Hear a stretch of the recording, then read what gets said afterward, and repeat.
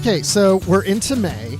So I'm getting that like spring fever going into summer fever, going into convention fever, Dan, but there's no convention going on anytime soon. That is, right? Oh, I know. It's so sad. It's funny because this year was a year that I wasn't planning to go to any conventions anyway, because we had a wedding coming up later in the summer and we're saving money for that and stuff. But that's all another story that's kind of on hold now. But I'm still feeling that. I'm still feeling that lack of a convention. It's really too bad. Yeah. So I want to ask you about Star Trek Las Vegas. Before I do that, though, welcome everyone to Positively Trek. I'm Bruce Gibson. That wonderful voice you heard is Dan Gunther. Hello, hello. I haven't heard anything since this recording that we're doing today, which is May 10th. Happy Mother's Day. I know it's belated by the time you guys listen to this, but, for our mothers, we decided to record a podcast. That's how we're deciding to spend our day. We're great sons.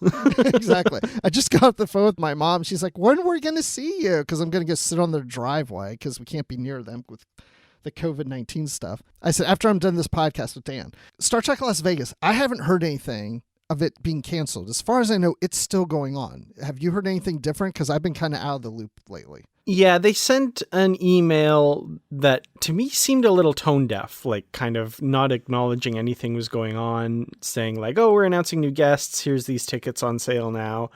And then they sent another one shortly thereafter, kind of saying they're doing a wait and see and they're keeping an eye on the situation, basically. That was, I feel like a couple weeks ago now. I haven't heard anything since then directly about that convention, though. Okay, I was wondering. I saw the thing that you're saying about where they're like, we're keeping an eye on things, but right now it's still on, so... I just saw some chatter the other day where people were talking as if it was canceled, but I hadn't heard anything. So I don't think it has been as of this recording. But, on this show, we're going to talk about the origins of the Borg. But before we do that, I want to talk about the collective of these conventions being virtual.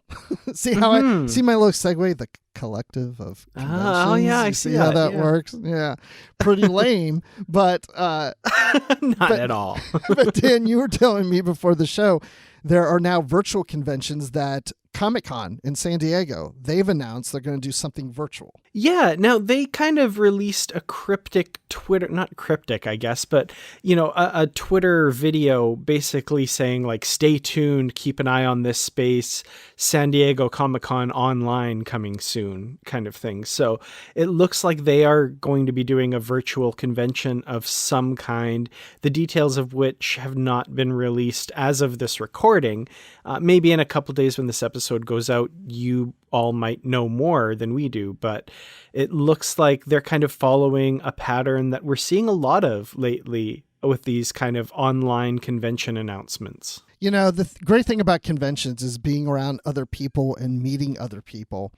But I wouldn't mind there being more online conventions because outside of just conventions, people are doing a lot of Zoom or Hangouts, Google Meets, whatever, Skypes, get-togethers online.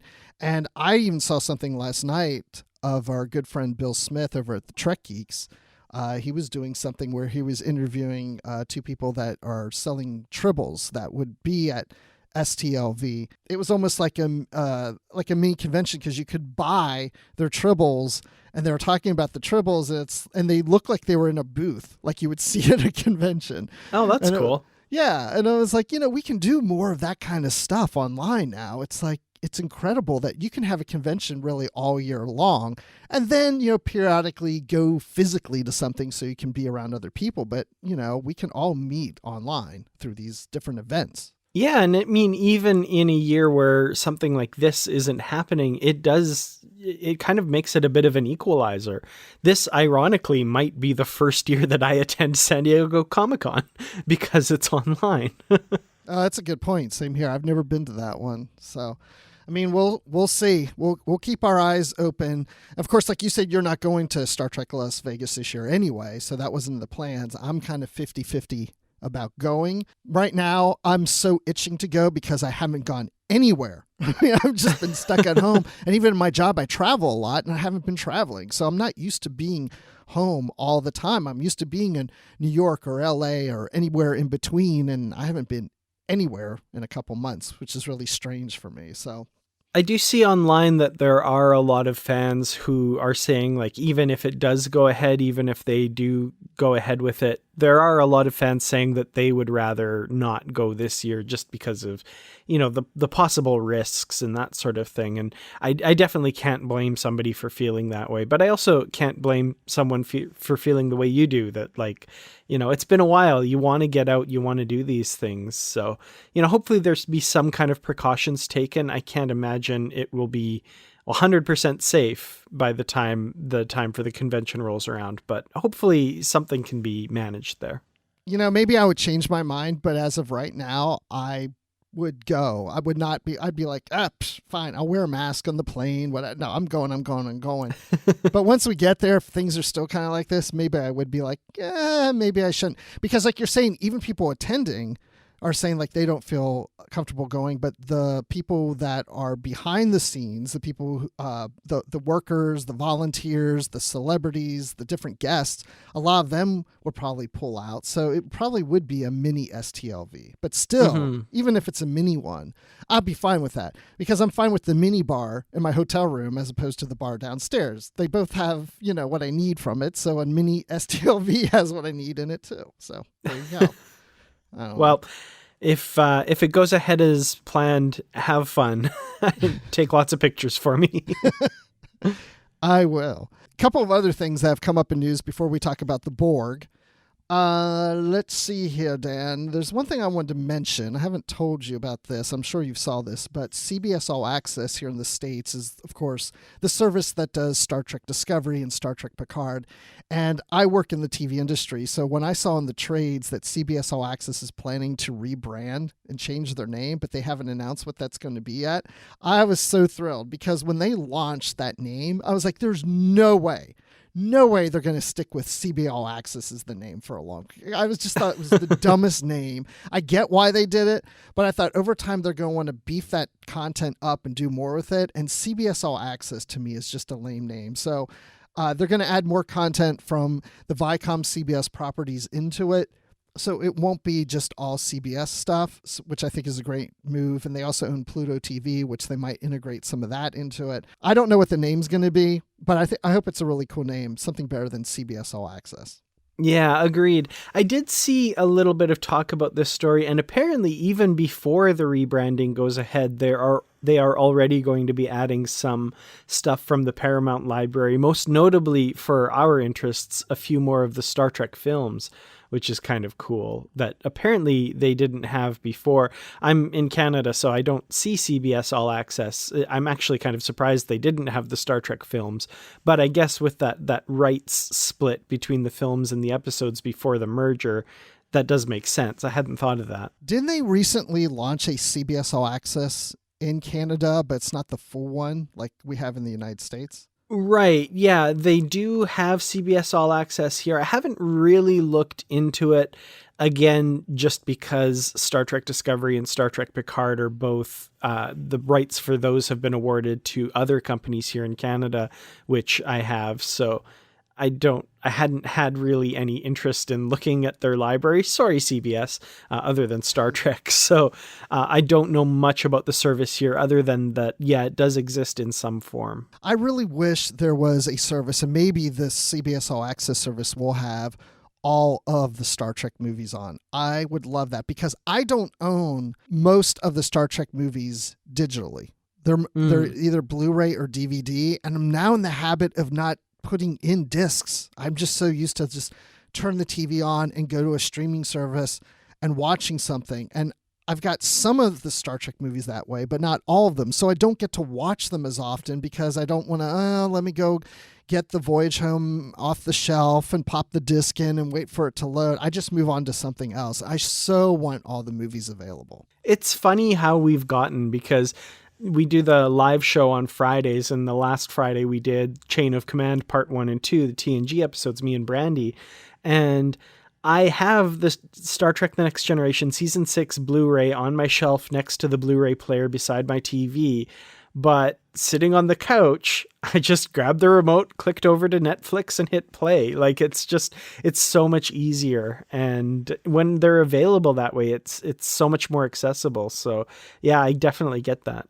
That's how it is with the animated series. Last fall, I did a rewatch of the entire series, all 13 episodes, but I have the DVD set. But I never took that out. I just watched it on Netflix. And I mean, I started when I bought the DVD set years ago, I started watching them, but I didn't finish going through all of them. But now I was like, no, I'm determined to watch all of them now through a binge watch. But I never brought those out. I just went to Netflix because it was just easier. Yeah, that's the thing. It's the convenience. We're creatures of convenience for sure.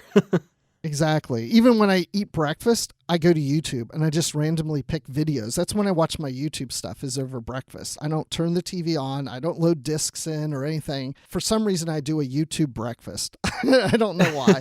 But hey, on YouTube, there's something new that I haven't really watched much of, Dan, because you were just telling me about Ryan's edits. Yes. And now that's kind of something that the Blu-rays are good for. So the Star Trek The Next Generation, all 7 seasons, or most of them, have a blooper reel on them. And this guy, it's so cool. What he's done is, I'm sure a lot of our listeners have seen these floating around, where this guy will take a blooper and re-edit it back into the episode that it's from. And on YouTube has a short clip from that episode with that blooper edited back in. So they're called the Star Trek intakes, he calls them, instead of outtakes, which is clever. And like, these are hilarious. I was just showing you one before we started recording, my absolute favorite one from All Good Things. And I won't ruin it, but yeah, definitely search Ryan's edits on YouTube. And all he has on his channel lately are those Star Trek intakes, and they're so good. Star Trek intakes number 5, if you want to see the best one, in my opinion. Yeah, that's the one you're just pointing me to. I saw the first one when it came out, but I hadn't seen these other ones that followed it. So I'm going to watch those as soon as we're done. But it is good because it looks like it's just the actual scene from TNG and you're not expecting anything. And then all of a sudden there's this like weird thing that happens with one of the actors. And we're like, wait, what just happened? And it's hilarious when that why hasn't this been done sooner? That's what I was thinking too when I first saw these. It's brilliant. And then I'm like, why haven't I thought of it? See, that's the thing. I'm like, okay, what is so obvious that we haven't done yet that somebody's going to do? We need to think of that next thing, Dan. We've got to come up with something. Definitely. Yeah. Because as soon as you see this, you think to yourself, why didn't I think of this? Like you said, because it's so brilliant and it makes such perfect sense. And there's so many just great moments to put back in an episode. And, you know, if you really want, you can watch this as your new quote unquote headcanon. Like, yeah, that's what really happens. Yeah. Maybe I'll come up with some other edit. I'll take some clips of something else and just assimilate them together. Hey, speaking of assimilation. Wow.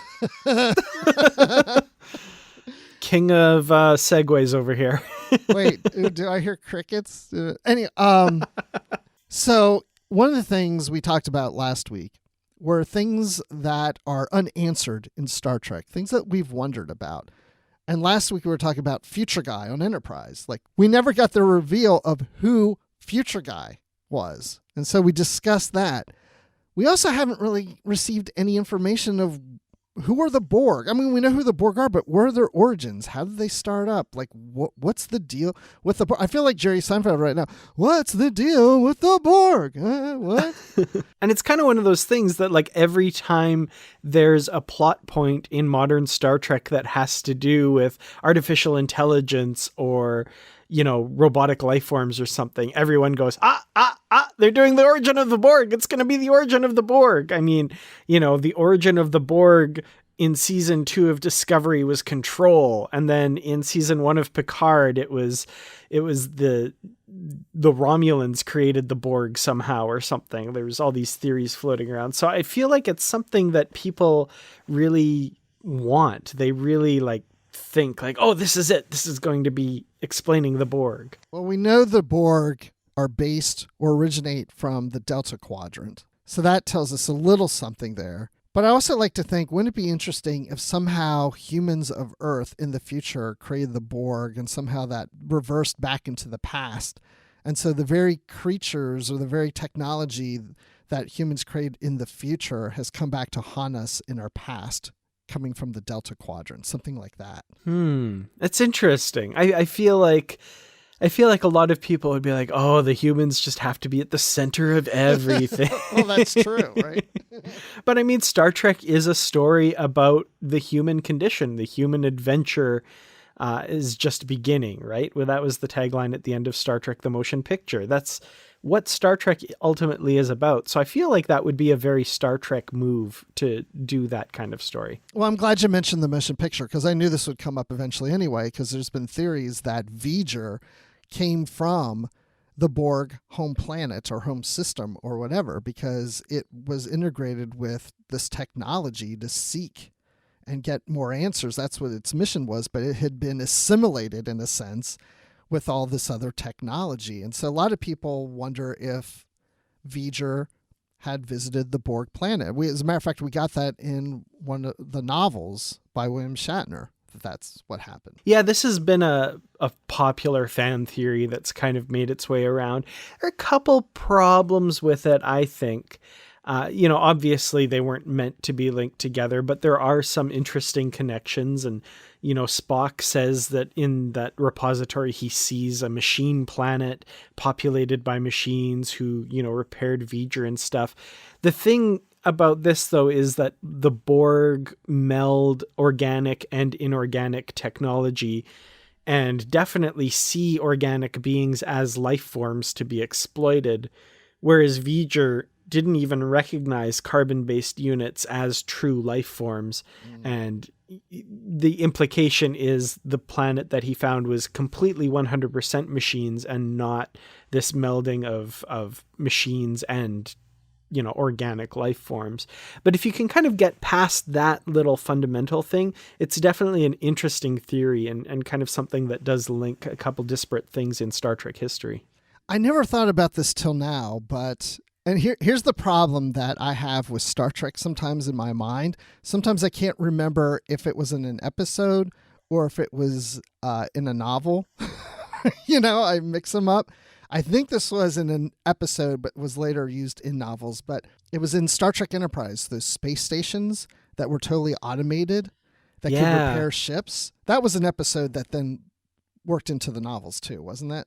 Yeah, so that's from the second season episode Dead Stop, and that was after the Enterprise was damaged in the Romulan minefield. They came across this automated self-repair station that, traded basically some warp plasma for all these repairs, but also was a little more sinister in that they stole Travis Mayweather as well to use as part of their computer system. Okay, so it wasn't in a novel. I think it was an episode, but maybe I read it. Anyway. That's something also I never thought of until we were talking, because you were saying about a planet that's all machines. And I'm thinking, well, there could have been something similar to those space stations that V'ger runs into, and this automated space station enhances it, repairs it to this point that then V'ger goes on and just keeps... I know I'm using assimilated. I don't mean that to be funny in this case, but it's assimilating itself as it journeys through space and collects even more machine parts and keeps enhancing itself. That's interesting. Like, I never thought of connecting those two, but they are much more connectable, I think, than V'ger and the Borg. That's really fascinating, and I'd never thought of that. That's really cool. So, Christopher L. Bennett, if you are listening to this, yes, you can use that for one of your novels. Only because he's done the Enterprise ones, and I think he did use those space stations once in one of his books. Yeah, they were called The Ware in his books. The Ware. And very great novels. The Enterprise Rise of the Federation novels by Christopher L. Bennett. Highly recommended. See, you remember all the details. I don't. I can get us there, but then you fill in all those blanks. So I'm like Mad Libs, I've got all these blanks, and then you just fill them in. And I'm the dirty adjectives that fill those spaces in. Yes, you are. I'd like to listen to that episode.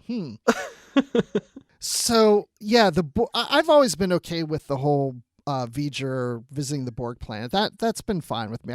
But I definitely see your point. It's like it gets back to even what you were saying before. It's like what I said about humans creating the Borg. It gets back to humans created the Borg and V'ger visited the Borg. Like everything's connected. The universe would feel bigger if all those things weren't connected, right?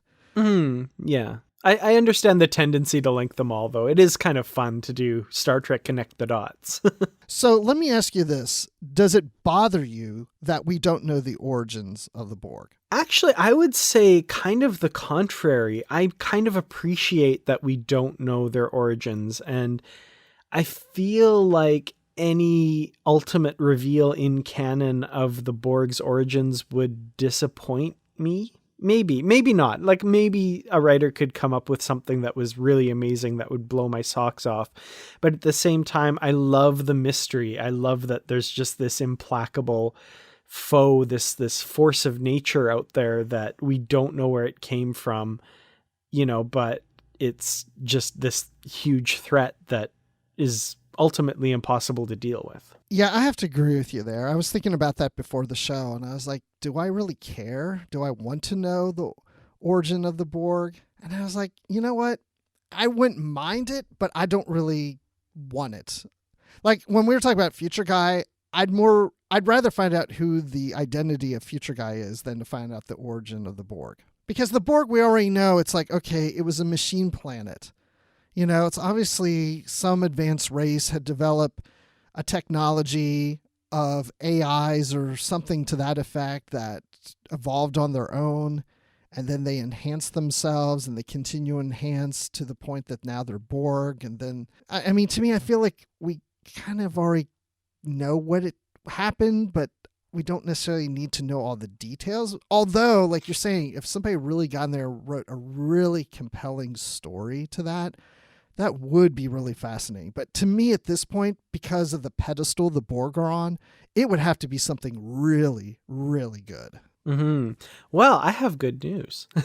I want to know this.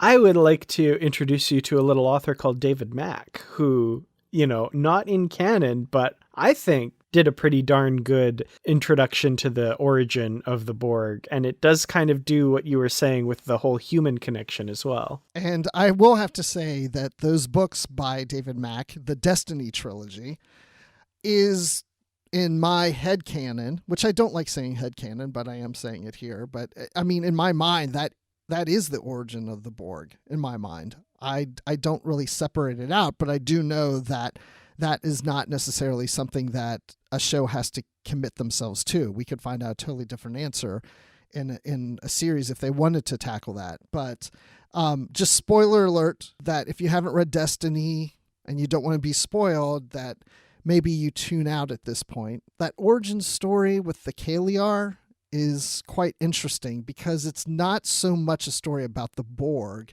It's more about the Kaliar and how a section of the Kaliar and some Makos from the Columbia that you see in Star Trek Enterprise get propelled back into the past and are stranded on a planet. They're dying. Some of them are dying, but one of the Kaliar decides it has to keep itself alive.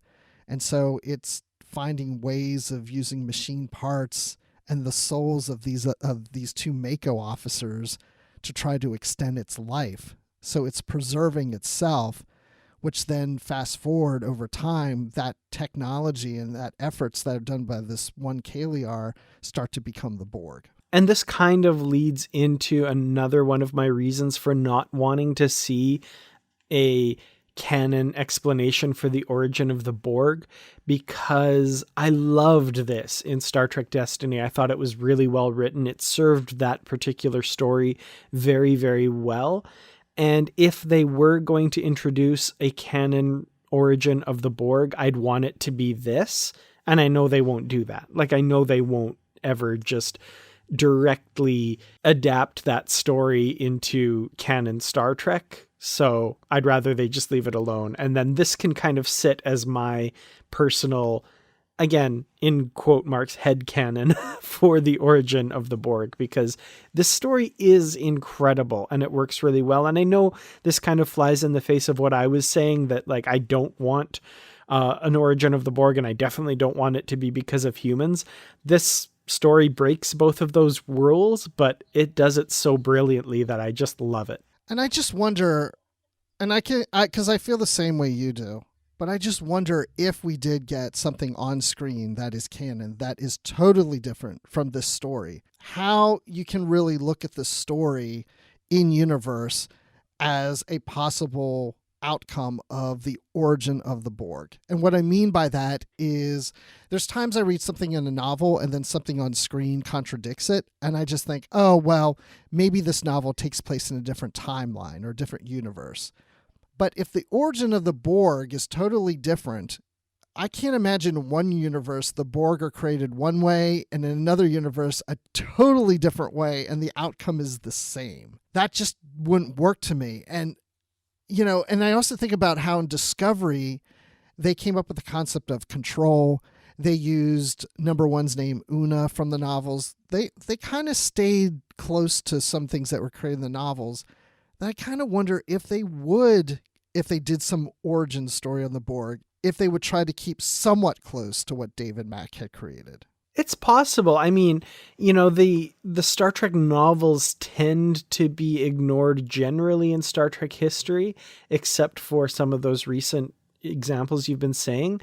But the Destiny trilogy is extremely highly regarded. So it's possible that, I think, if they do ever do an origin of the Borg, it might be something similar to that, taking inspiration from Destiny, or B, it might be something they stay away from completely out of respect for that story, maybe. Another thought I had is, when you were saying about how the Borg, if, it would be hard to rationalize them coming about in two totally separate ways. I almost wonder if that could be an interesting way to look at it. Like, the Borg are inevitable. Like, something will lead to the creation of something like this. It's inevitable in any universe, and it could happen in very different ways. But in the end, you will always have this cybernetic horde of zombie monsters that threaten the Federation. It's just an inevitability of, kind of like how evolution has convergent evolution. So two evolutionary forms can arise on different continents, very similar to each other, but through completely different evolutionary processes. It's like the Borg will always happen no matter what. That's kind of terrifying. I love it. I love that you said that, because that kind of works out in my mind that if we did get something that contradicted Destiny, we could always assume that whatever the origin of the Borg is in a canon situation on screen, that in Destiny, what happened in that book actually merged with what the origin of the Borg were and just became a component of that. And in the Destiny trilogy, it's like these two components that created this origin of the Borg have merged. But in the canon universe we're watching, it just came from that one point. But then I don't remember from this novel, in the one Destiny novel, I think it was book 3, when we really came to find out this origin. It was Sedin, what was the name of the Kaliar, that was the one that basically created this Borg thing. But didn't this being use components that were found on a ship? Some technology on an alien ship that was on the planet, or a base or something? I can't remember exactly what it was they used from technology. I feel like they were using parts from something. Do you remember? Yeah, I think from the Kaliar city and stuff. I might be misremembering that, but yeah, it was basically he was merging this Mako with technology to kind of sustain both of them, kind of thing. Mostly to sustain itself, though. Because we could also maybe assume that this technology was planted by the Borg in some way. Yeah, I don't know. I'm just kind of going off in like, maybe there's a bigger connection before that leads to this plan. Maybe that was planted there. Maybe it was planned. Like you're saying, there's a certain destiny. There's something pre-planned in the universe to happen. But the other thought I had as we're talking through this, is when we watch the end of Star Trek Picard and we see those tentacles coming out of that rift. Mm-hmm. What if that is in some other realm where the Borg actually started? Even though we know the Borg came from the Delta Quadrant, maybe they come from that other dimension. Maybe that machine planet of whatever it is that created the Borg, that is the creator. In a sense, that is coming through that thing. Because when you look at that planet in Star Trek Picard where the Borg cube crashed, it would make sense that there's a connection now between the cybernetics and the Borg on the planet and what's trying to come through that rift. It does kind of make sense given that these AI from, this other realm or whatever, they say that they're concerned with, synthetic life and artificial intelligence. And that's what the Borg are. It's a huge collective consciousness, this artificial intelligence that's networked across, many different parts of space and cubes and beings and stuff. It makes sense that they would be concerned with that or, have some sort of interest in that. So yeah, maybe it could be an offshoot or origin branch of them or something like that. Could be. What I'm wondering is what plot point in season 3 of Discovery or season 2 of Picard will have everyone screaming, oh, this is it. It's the origin of the Borg. Well, I'm glad you mentioned Discovery. We haven't seen season 3 yet, but will we find out if the Borg still exist? That's an interesting question. I'm curious about that as well. I have a feeling they're going to address that in some manner. It's going to be brought up. I've got to imagine, there's going to be some study of the history, to find out what happened between when they left and when they appeared in the, 31st or 32nd century, what happened in that time period. And I've got to imagine any history that Burnham or anybody on the crew is studying is going to have a mention of the Borg. Like, even if it's just a throwaway line, for example, in the Enterprise episode Shockwave, when Archer and Daniels are in the library in the 31st century, and Archer pulls a book off the shelf and says, the Romulan Star Empire. And Daniels is like, maybe you shouldn't look at that. Here, give that to me. Even just a little throwaway like that would be interesting. Yeah, just a little seed of something, just to give us something to think about.